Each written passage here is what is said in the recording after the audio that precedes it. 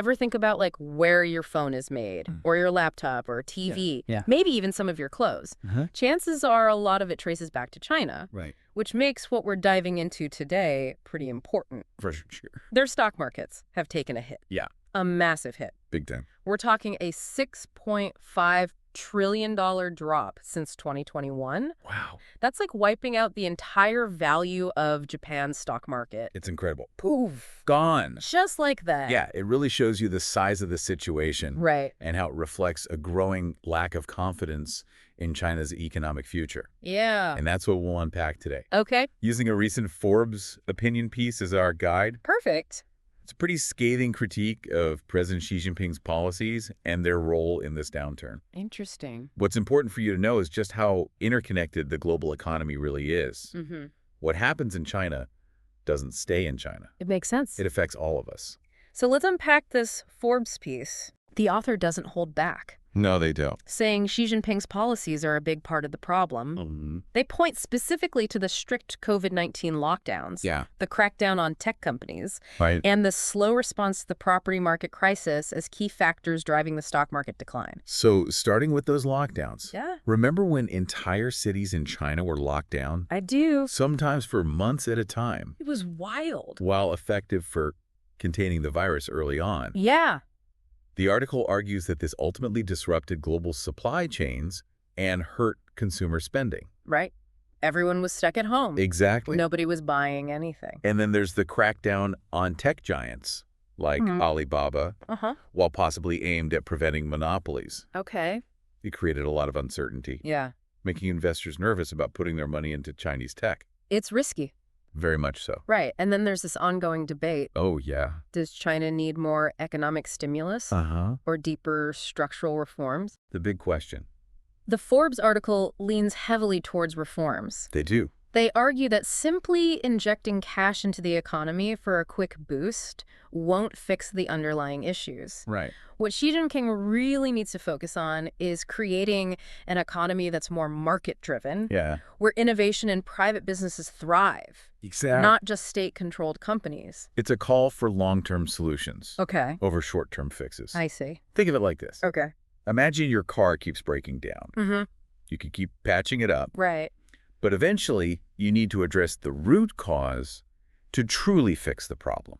Makes sense. That's the kind of change this article advocates for in China.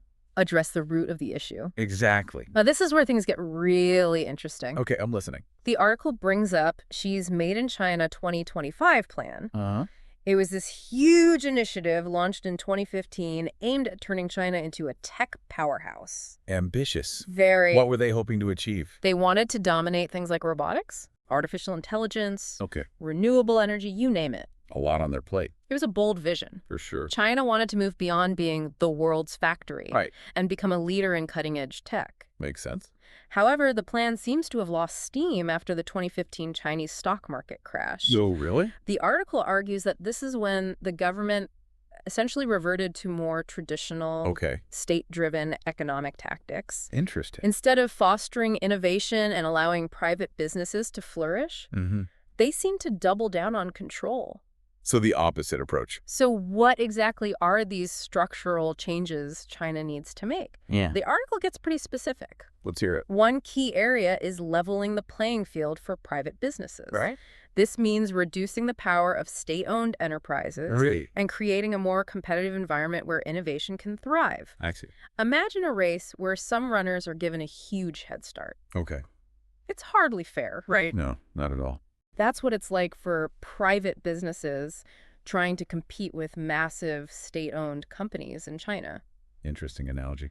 They also talk about the need for more market liquidity and transparency. Those are important. To be honest, those sound like pretty technical terms. Yeah, maybe a little. Can you break those down for us? Absolutely. Things? Imagine you're trying to sell a rare baseball card. Oh, okay. If there aren't many buyers, Yeah. it's going to be tough to find someone willing to pay a good price. Yeah. Right? Yeah, that's true. That's low liquidity. Uh-huh. In China's financial markets, there need to be enough buyers and sellers for things to run smoothly. Oh, that makes sense. As for transparency, Yeah. it's like knowing the history of that baseball card. You want to be sure it's authentic and valuable. For sure. In China's financial system, investors need clear, Okay. reliable information to make informed decisions. Right. They need to know they're not being misled. So it's about making it easier for people to invest Yeah, and knowing they're getting accurate information. exactly. That makes sense. It builds trust, Right. which is crucial for attracting foreign investment. Absolutely. The article also mentions strengthening corporate governance. Okay, corporate governance. Yeah. What exactly does that mean? Strong corporate governance is like having a responsible umpire in a baseball game. Okay, I like that. They ensure everyone plays fair and by the rules. Makes sense. In companies, this means having checks and balances to prevent corruption and ensure accountability. Checks and balances. Yeah, Like in government. exactly. It's the same principle. Got it. It builds trust, Right. which is crucial for attracting foreign investment. Absolutely. Investors need to know that the companies they're putting money into are run ethically and responsibly. It all comes back to trust. Exactly. Trust is key. And along those lines, they talk about the need for a trustworthy credit rating system. Yeah, that's super important. It's like checking the reputation of a seller online before you buy something. Right, exactly. Investors need a reliable way to assess the risk of investing in Chinese companies. They need to know what they're getting into. And of course, they also point to the massive state sector in China, Oh, yeah, that's a big one. which they argue needs to be scaled back. It's Mhm. almost like this leftover piece of a centrally planned economy that's holding them back. Like a relic of the past. Yeah. It's a good point. The article makes a comparison with Japan. Okay. Remember the lost decades in Japan? I do vaguely. They faced similar challenges in the 1990s. Okay. A huge asset bubble burst, Right. followed by years of sluggish growth and deflation. Not good. Not at all. The article argues that simply pumping money into the economy, Okay. like Japan tried to do, Yeah. won't be enough for China. So is China doomed to repeat Japan's mistakes? Not necessarily. China has some advantages that Japan didn't have back then, Like what? including a much larger domestic market with a lot of room for growth. Oh, okay, I see. But the key question is whether Xi Jinping is willing to embrace the kind of deep structural reforms the article is pushing for. Right. It's not just about changing policies, it's about changing the whole mindset. It's a whole cultural shift. Yeah, exactly. You know, one thing the article really emphasized was the need to boost consumer spending in China. Uh-huh. They argued that people are saving too much and not spending enough, which is holding back economic growth. Makes sense. Think about it this way. If everyone in a town decided to hoard their money under their mattresses instead of spending it at local businesses, Okay. the whole town's economy would suffer. Yeah, it would grind to a halt. Right, and China has a very high savings rate, They do. partly because people are worried about things like healthcare costs and saving for retirement. It's understandable. The article suggests that strengthening social safety nets, Okay. like providing better health care and pensions, Right. would give people more confidence to spend their money knowing they're covered for the future. That makes a lot of sense. Right. If you feel secure about your future, you're more likely to go out and buy that new TV or take that vacation. Exactly. It's about creating a virtuous cycle where increased spending leads to more economic activity, which in turn creates more jobs and prosperity. Everybody wins. Ideally, yes. Now, this is something that was explicitly mentioned in the article, Okay, but I think is worth thinking about, let's hear it. is the role of geopolitics in all of this. Oh, that's a big one. We're seeing increasing tensions between China and the West, particularly the United States. Yeah, that's definitely a factor. And those tensions are probably not helping the situation. Definitely not.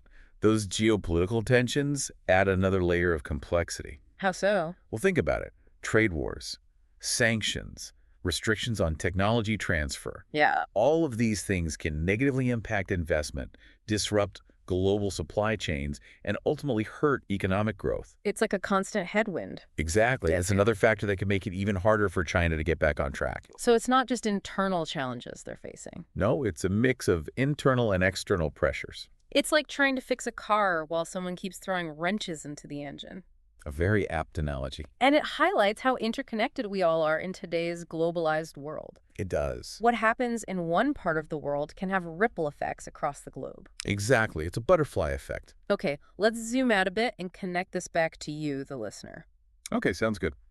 Why should you care about what's happening in the Chinese stock market? Well, China is the world's second largest economy. Right.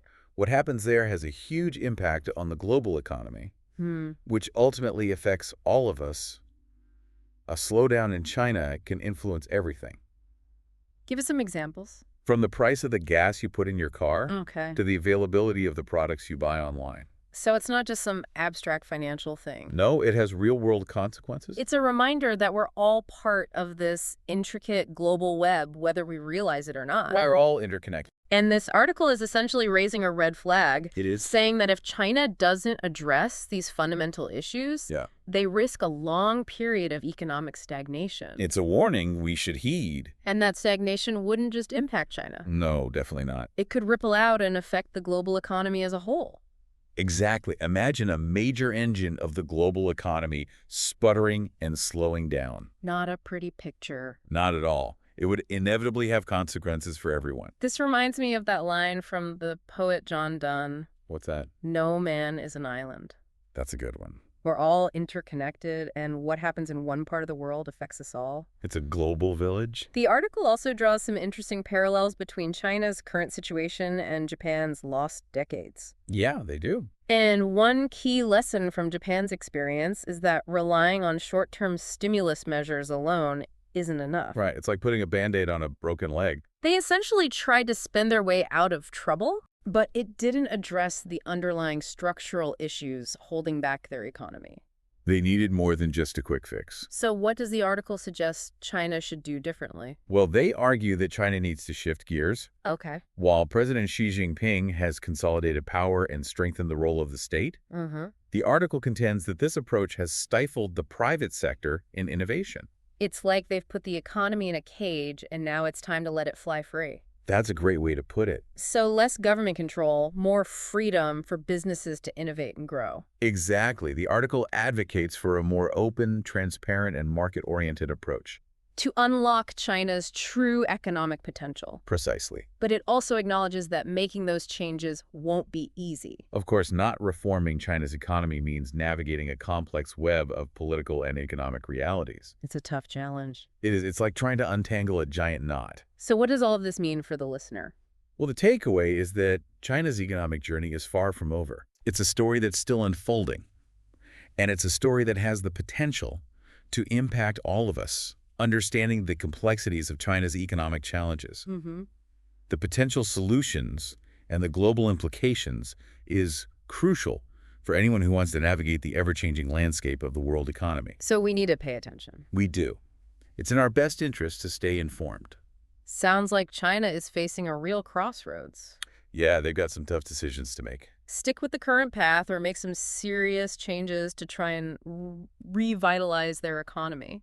It's a pivotal moment for sure. What's your take? Well, this Forbes article definitely makes a strong argument for reform.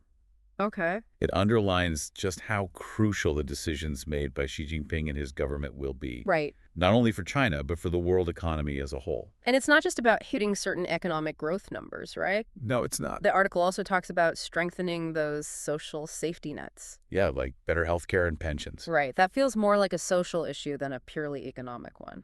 It's actually both. How so? A stronger safety net can boost consumer confidence. Okay. Which leads to more spending and economic activity. Right. But it also creates a more stable and equitable society. I see. People feel more secure knowing they're covered for the future. Yeah. Which can lead to greater social harmony and less unrest. Less unrest. Exactly. It's a win-win.